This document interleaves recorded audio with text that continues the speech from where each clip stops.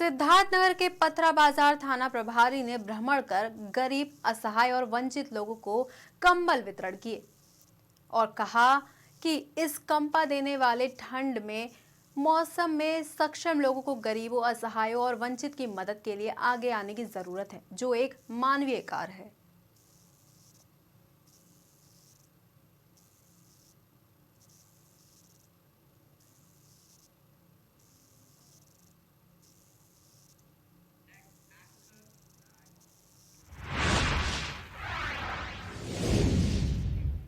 Shahjahan police को उस समय बड़ी सफलता मिली जब एओजी सर्विलांस और रोजा पुलिस टीम ने 5 शातिर चोरों को मुठभेड़ के बाद गिरफ्तार किया।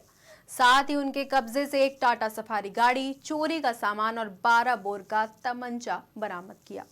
आपको बता दें कि करीब 1 महीने पहले इन शातिर चोरों ने रोजा थाना क्षेत्र के जमुका गांव के पास बने पावर ग्रिड के नकाब लगाकर स्टोर से काफी मात्रा में ट्रांसफार्मर के सामान को फरार किया था। पुलिस ने चोरी की घटना के खुलासे के लिए टीम लगाई थी। पुलिस ने उदियापुर नहर पट्टी पर चोरों की घेराबंदी की, तभी चोरों ने फायर कर दिया। पुलिस ने भी जवाबी कार्रवाई में फायरिंग की। फायरिंग में शातिर चोर सूरज राठौर व आरक्षी नितिन कुमार घायल हुए। दोनों को उपचार हेतु अस्पताल में भर्ती करवाया गया है। तो वहीं अपर पुलिस अधीक्षक नगर संजय कुमार ने बताया, पकड़े गए चोर मूल रूप से लखीमपुर जिले के रहने वाले हैं और इन पर पूर्व में भी दर्जनों केस चल रहे हैं। अपर पुलिस अधीक्षक नगर संजय ने खुलासा करने वाली टीम को 15,000 नगद इनाम देने की भी घोषणा की है।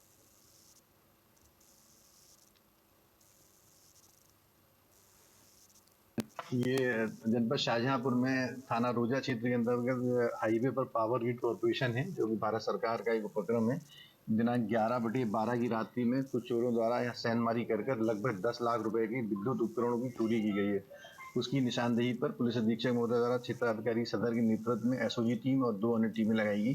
टीमों द्वारा अथक प्रयास करते हुए आसपास के जिलों में लगातार दबिश और जो इंटेलिजेंस कलेक्टिंग करते हुए कल दिनांक 17 तारीख की रात्रि में मुकरमपुर मोहम्मदी रोड के क्षेत्र में 5 लोगों को मुठभेड़ में गिरफ्तार किया गया है, जिसमें एक आदमी गोली लगी, 4 लोग पकड़े गए हैं। मौके पर इसमें चोरी जो भी सामान गया था पावर ग्रिड से पूरी तरह 100% बरामदगी हो गई है।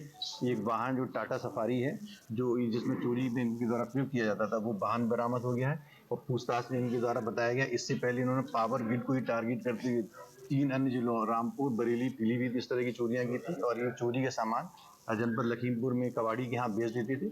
उस कबाड़ी को हम लोगों ने वांछित कर दिया, शीघ्र ही उसे भी पकड़ेंगे।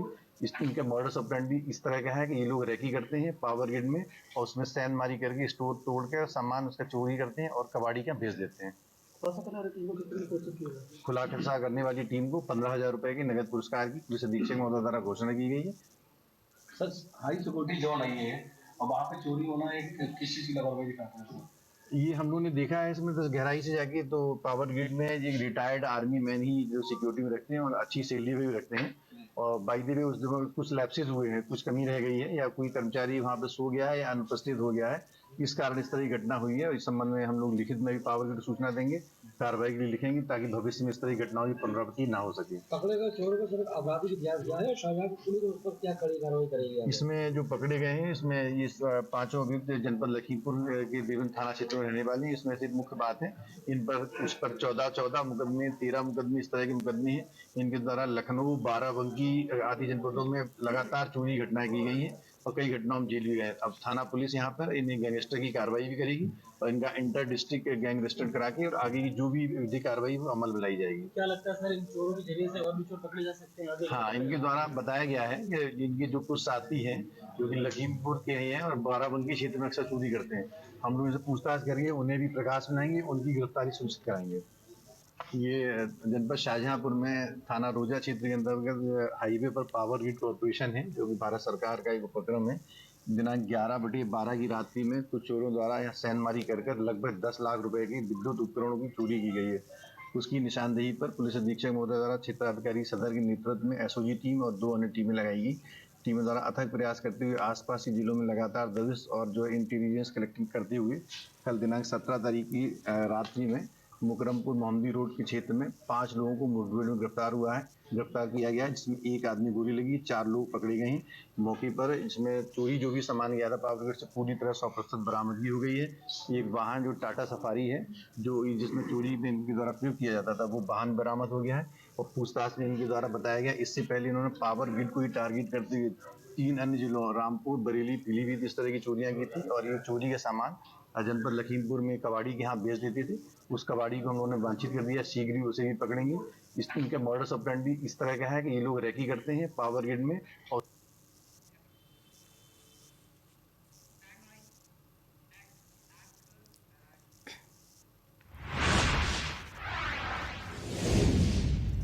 बाना में अवैध गांजे की खेती करने वाले 2 युवकों को पुलिस ने गिरफ्तार कर लिया है। अभियुक्त के पास से 166 किलो गांजा बरामद हुआ है।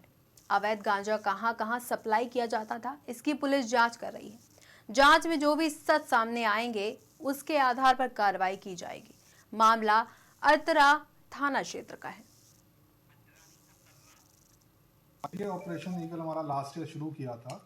लास्ट ईयर भी हमारी लगभग 1000 किलो से ऊपर की एनडीपीएस में रिकवरी थी एवं स्मैक की भी रिकवरी थी। इसी क्रम में थाना तर्रा क्षेत्र के अंदर सूचना प्राप्त हुई थी कि भी कुछ लोग अपने घर के जो खाता होता है उसमें इसकी खेती कर रहे हैं गांजे की। इसलिए तत्काल मौके पर पुलिस बल थाना पुलिस तर्रा वहाँ से गई और 2 घरों को चेक किया गया। इसमें 2 अभियुक्तों को अरेस्ट भी किया गया और लगभग 166 किलो माल दोनों घरों का मिला के वहाँ से बरामद हुआ। इसमें एक लड़का वांछित है और 2 को अरेस्ट कर लिया गया है। पूरी टीम द्वारा इतनी अच्छी रिकवरी करने पे मेरी तरफ से 25,000 का इनाम दिया जा रहा है और लगातार एनडीपीएस के खिलाफ केंद्र सरकार का भी अभियान चल रहा है एवं हमारे द्वारा भी रिकवरीज को बढ़ाया जा रहा है। जो भी आसपास जनपदों से या आसपास जो प्रदेश लगते हैं उससे हमारे जनपद में आके तस्करी कर रहे हैं या उसको बिकवा रहे हैं, उनके ऊपर भी कठोर कार्रवाई की जाएगी। इनके पूरे नेटवर्क को पूरा ट्रेस किया जा रहा है क्योंकि माल काफ़ी है।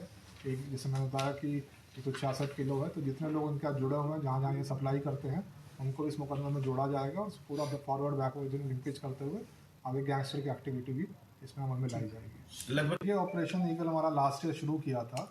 लास्ट ईयर भी हमारी लगभग 1000 किलो से ऊपर की एनडीपीएस में रिकवरी थी एवं स्मैक की भी रिकवरी थी। इसी क्रम में थाना तर्रा क्षेत्र के अंदर सूचना प्राप्त हुई थी कि भी कुछ लोग अपने घर के जो खाता होता है उसमें इसकी खेती कर रहे हैं गांजे की। इसलिए तत्काल मौके पर पुलिस बल थाना पुलिस तर्रा वहाँ से गई और 2 घरों को चेक किया गया। इसमें 2 अभियुक्तों को अरेस्ट भी किया गया और लगभग 166 किलो माल दोनों घरों का मिला के वहाँ से बरामद हुआ। इसमें एक लड़का वांछित है और 2 को अरेस्ट कर लिया गया है। पूरी टीम द्वारा इतनी अच्छी रिकवरी करने पे मेरी तरफ से 25,000 का इनाम दिया जा रहा है और लगातार एनडीपीएस के खिलाफ केंद्र सरकार का भी अभियान चल रहा है एवं हमारे द्वारा भी रिकवरीज को बढ़ाया जा रहा है। जो भी आसपास जनपदों से या आसपास जो प्रदेश लगते हैं उससे हमारे जनपद में आके तस्करी कर रहे हैं या उसको बिकवा रहे हैं, उनके ऊपर भी कठोर कार्रवाई की जाएगी। इनके पूरे नेटवर्क को पूरा ट्रेस किया जा रहा है क्योंकि माल काफ़ी है। एक जैसे मैंने बताया कि 166 किलो है, तो जितने लोग इनका जुड़े हुए हैं जहाँ जहाँ ये सप्लाई करते हैं उनको इस मुकदमे में जोड़ा जाएगा और पूरा फॉरवर्ड बैकवर्ड लिंकेज करते हुए आगे गैंगस्टर की एक्टिविटी भी इसमें अमल में लाई जाएगी। लगभग ये ऑपरेशन ईगल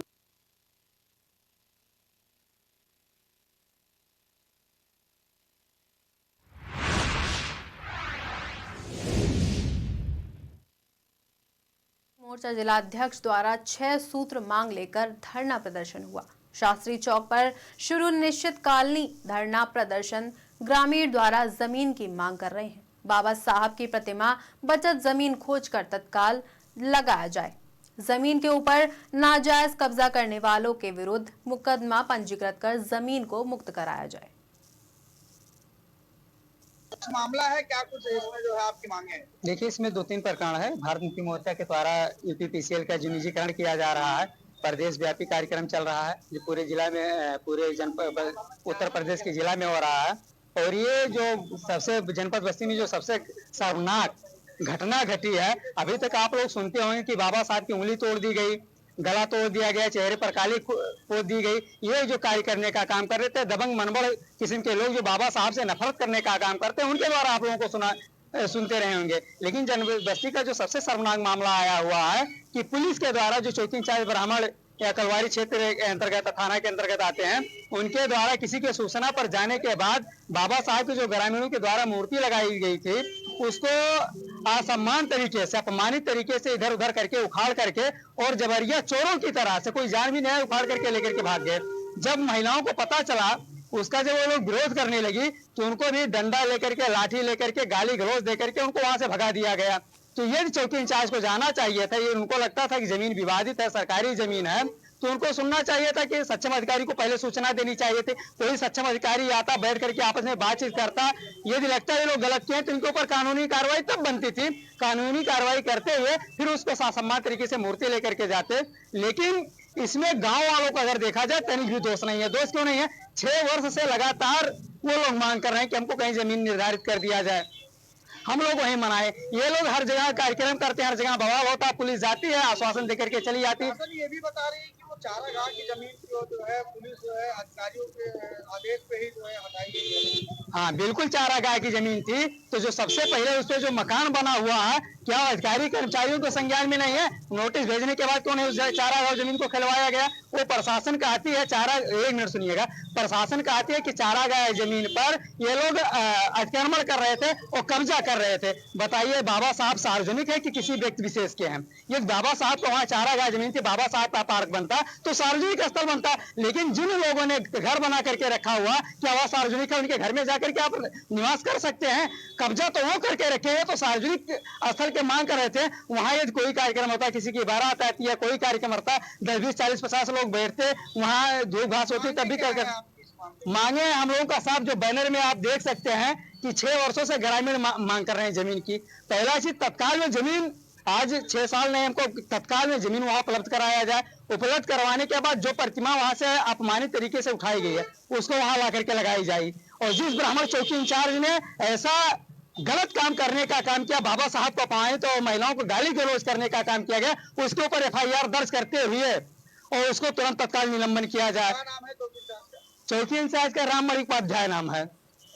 और जो और मांग है कि उस चारागाह के ऊपर जो नाजायज कब्जा करके लोग घर बनवा करके रखे हुए हैं, जो प्रशासन के रामकेश भारती जो धरना प्रदर्शन चल रहा है जी, क्या आप लोग चाह रहे हैं? क्या हम लोग यही चाह रहे हैं कि जो देवरिया ग्राम सभा से जो बाबा साहेब की मूर्ति हटाई गई है, तो हम सभी ग्रामवासियों को मांग है कि बाबा साहेब की जो मूर्ति वहां सम्मानपूर्वक बैठाया जाए और वहां पे अम्बेडकर पार्क तत्काल में घोषित किया जाए। और जो वहां पे अवैध कब्जा बना करके वहां पक्का मकान का निर्माण करे हैं, करीब आज 30 साल से उन लोगों ने पक्का मकान बना करके रह रहे हैं। कौन लोग हैं ये जो ऑलरेडी जो है पहले से जो है चारागाह की जमीन में जो है? ये यादव दबंग के लोग हैं जो वो विरोध करते हैं। बाबा साहब का भी वो बहुत अपमान करते हैं, विरोध करते हैं कि हम चमार की मूर्ति यहाँ नहीं रखने देंगे, ना लगने देंगे। तो मैं यही चाहता हूँ उच्च अधिकारियों से कि हम लोग की मांग पूरा हो और बाबा साहब की वहाँ प्रतिमा सम्मानपूर्वक लगाया जाए और हमारा अम्बेडकर पार्क तत्काल में सुरक्षित किया जाए। और अगर मामले को नहीं सुना जाता, अगर एक चीज और है, जो हमारे ऊपर जो फर्जी मुकदमा लगा है, उस फर्जी मुकदमा भी हुआ जी सर, एक फर्जी मुकदमा लगा है। हमारे कई लोगों 16 लोगों के ऊपर पहले भी लगा था और 4 लोगों को अब की बार लगा है। उसके बाद में कुछ लोग उसमें अज्ञात हैं। तो मैं चाहता हूँ कि वहाँ अम्बेडकर पार्क सुरक्षित किया जाए और जो बाकी जमीनों पे लोग कब्जा करके वहाँ बैठे हुए हैं, उस कब्जे को हटाया जाए तत्काल रूप से। और अगर ये मांगे हम लोग की नहीं पूरा होती है तो हम यहाँ से उठने वाले नहीं हैं। और अगर ये बीजेपी सरकार के द्वारा ये जो अपमानित किया जा रहा बाबा साहेब अम्बेडकर को, तो ऐसे सरकार को हम लोग सबक सिखाने का भी काम करेंगे। और बहुजन समाज बहुत आक्रोश में है। क्या नाम है आपका? हमारा नाम है रामकेश भारती। मामला है क्या? कुछ मामला है क्या?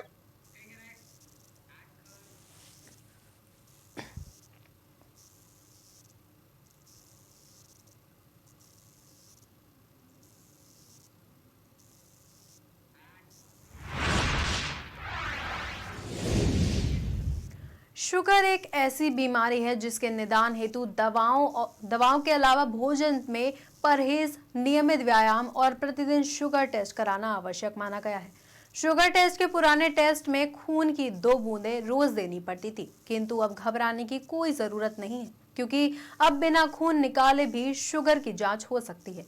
यह बात प्रधानमंत्री कॉलेज ऑफ एक्सीलेंस बालाघाट की छात्रा पल्लवी किशोर कह रही हैं। छात्रा ने ऐसा उपकरण का तैयार किया है कि बिना खून निकाले अब शुगर लेवल की जांच कर सकते हैं।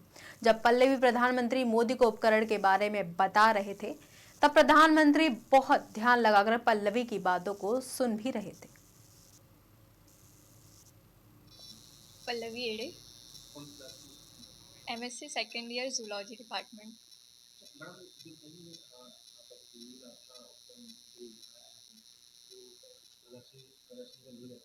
कैसा उपक्रम था और क्या उद्देश्य बनाया? हमने इसको बेसिकली डायबिटीज़ पेशेंट्स के लिए बनाया है। इसमें आपके ब्रीथ एसीटोन कॉन्सेंट्रेशन को डिटेक्ट करके आपके ब्लड में कितना ग्लूकोज कॉन्सेंट्रेशन है वो बताता है। ये जर्नी युवा उत्सव से स्टार्ट हुई थी, जिसमें हमने सबसे पहले इसको रिप्रेजेंट डिस्ट्रिक्ट लेवल में किया था। वहाँ पर हमें फर्स्ट रैंक मिला था। फिर हम इसको संभाग में रिप्रेजेंट किए, वहाँ सिलेक्ट होकर हमने इसको स्टेट लेवल पे दिखाया। स्टेट में फिर सिलेक्ट होकर हमने इसको दिल्ली नेशनल लेवल पे ले गया था। अच्छा, वहाँ पे आपने प्रधानमंत्री की उपक्रम को लेकर के काफी खुश हुई। क्या चर्चा हुई? वो हमारे वर्क को लेकर बहुत ज़्यादा